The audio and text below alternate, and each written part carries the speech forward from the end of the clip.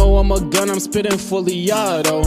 Yeah, I go insane, you know the motto. Insane. All you hear is gunfire like Chicago. My lyrics painting pictures, I feel like Picasso. God. You know I'm a gun, I'm spitting fully auto. Yeah, I go insane, you know the motto. Insane. All you hear is gunfire like Chicago. Boom, boom. My lyrics painting pictures, I feel like Picasso. God.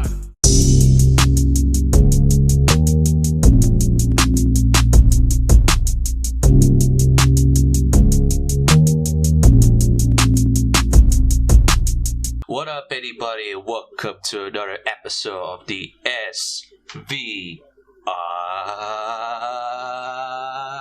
Podcast. So today we have another independent artist. As you probably know, he has a record label called Insane Entertainment.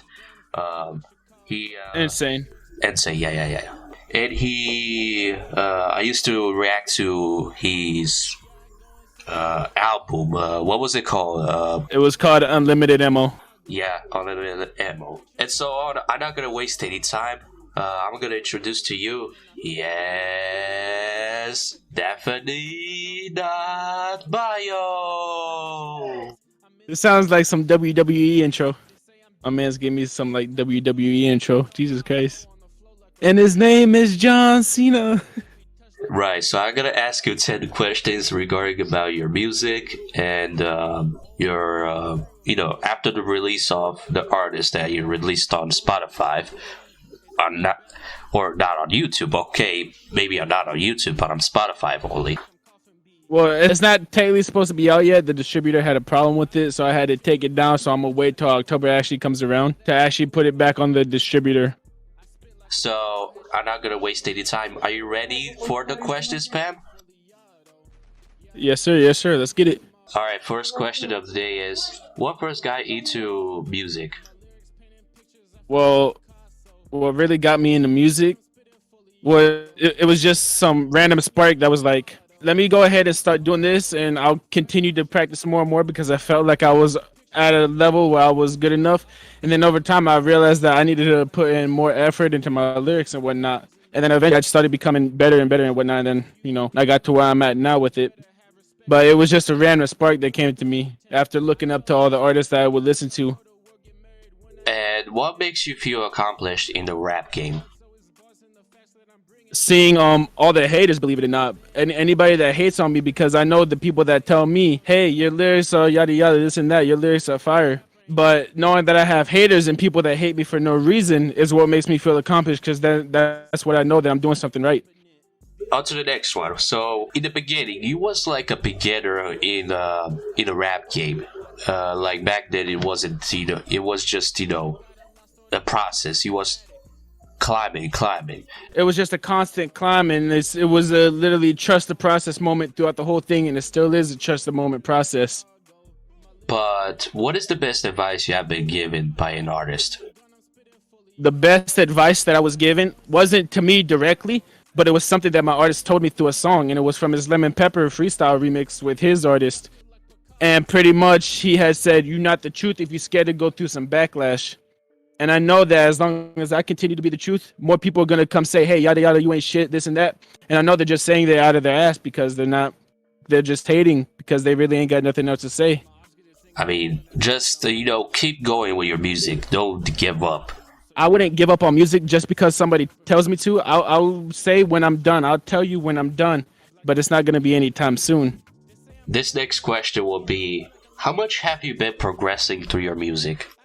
Well, if you go back to my very first EP that I dropped, was the first project and the first few songs that I did. The name of it is called The Light in the Darkness. And it sounds like I'm talking through a pillow. Yes, I understand that the project isn't very high quality. The bars are basic. But if I were to say I've improved in under a year, it's really amazing progression how much I've improved in under a year. So I'd say I've progressed a lot. I'm still working on my flow every now and again, but that's slowly coming to me. But I was mainly focused on my lyrics, mainly trying to make sure I can stick to a topic before I continue trying to perfect anything else. I wanted to make sure that I can actually at least stay on beat and then continue to stay on topic as well. That was my main focus before I actually tried to fix my flow and make it sound better. Because I know over time it'll all just come to me the more that I practice. There was a lot of independent artists who were like in this similar to that, and apparently they weren't like talking to beat. Apparently they were just like focus on writing instead of flows. I think that's something that a lot of artists should really focus on, making sure that they can stay on the topic and stay on beat.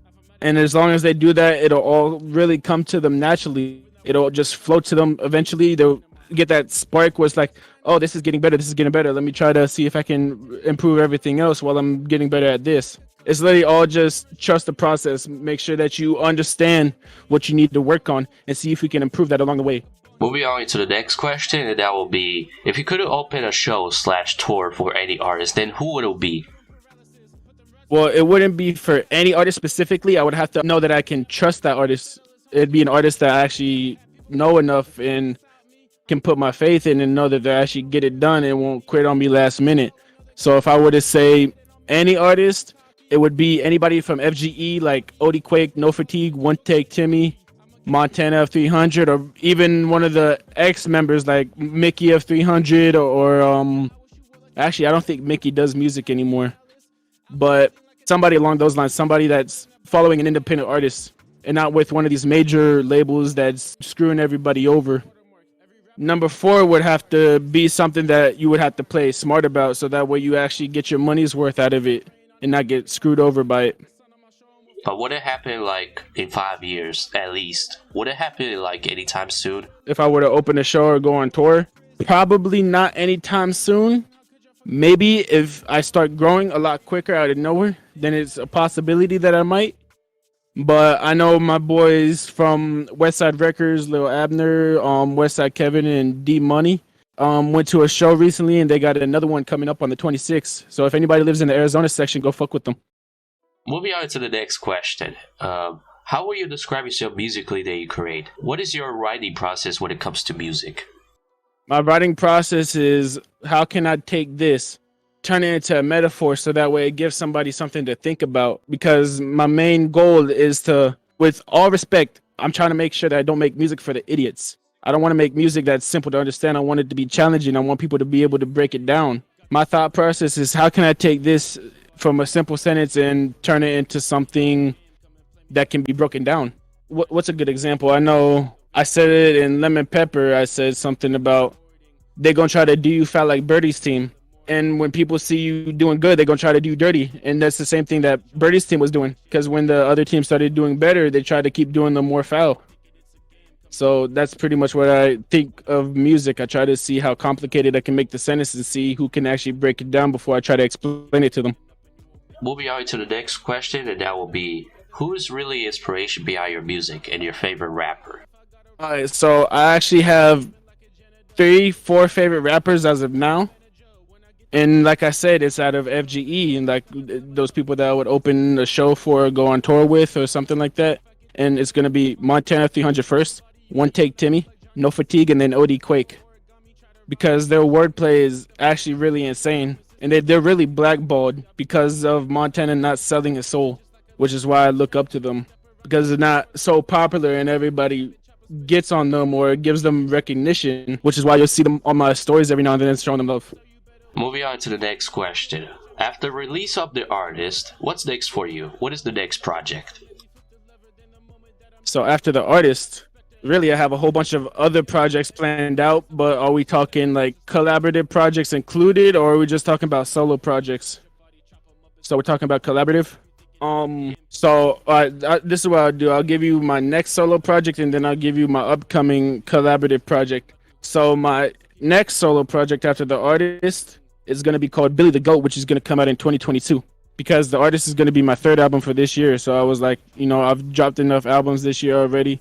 After the artist, I'll wait till 2022 to drop another massive album. The next project that I have, the next upcoming one, is going to be an EP. And it's going to be with one of my artists, Slick of the Ice. Me and him are dropping a project called Thrones Over Podiums. And the meaning behind that is we don't need it to be a challenge. We all have our own thrones that we can sit there and we can all be kings instead of having to challenge each other. Hopefully it will go well next year. Yeah, but Thrones Over Podiums is going to come out this year. Would it be like around October, November? It's probably going to be around November, December. because I'm gonna let the artist ride through October. Moving on to the next question. How does your passion with your music makes you even feel? My passion with music, it gives me a spiritual feeling, because I know some people are gonna take what I say, try to break it down. If they appreciate the line, they'll probably comment it like what Slicker the Ice does or Cashy does. I mean Icy Cash. My apologies about that. My brain no worky because I don't know. But my passion with music is all just spiritual, because it all comes from the heart. It will be like some stuff that I will do, or some stuff that I've done, or stuff that I can give people, give them wisdom, give them knowledge, like just drop gems or just straight up spaz. Like I can do whatever I can do at the moment, but I plan to open up more doors along the way. Moving on to the next question. So we have two more. What are your goals? Well, my goals, I know the main one, and you already know this too, is to keep improving the way that I have been steadily. But the goals that I also plan to get done is to make sure I can keep everybody straight, make sure all my people are straight, check in with them every once in a while, especially when they're feeling sick. Make sure that I can get shit done whenever people need it to. Just pretty much make sure I can stay on track with everything. That's really the main goal of everything that I have. Just make sure I can keep everything on track and make sure I don't leave anybody behind unless they start becoming dead weight and they start falling off or whatnot. Because I really don't cut off anybody unless I absolutely have to, which is why you see me around a large group. Because you can ask anybody that I'm with, it's just constant love whenever I'm there. And the final question of the day before the video gonna end. What music means to you when it comes to experiment with? You might have to break down this question because my brain might not be able to. So is this just like stuff that hasn't been completed yet, or like anything that I'm wanted to experiment with? Sure.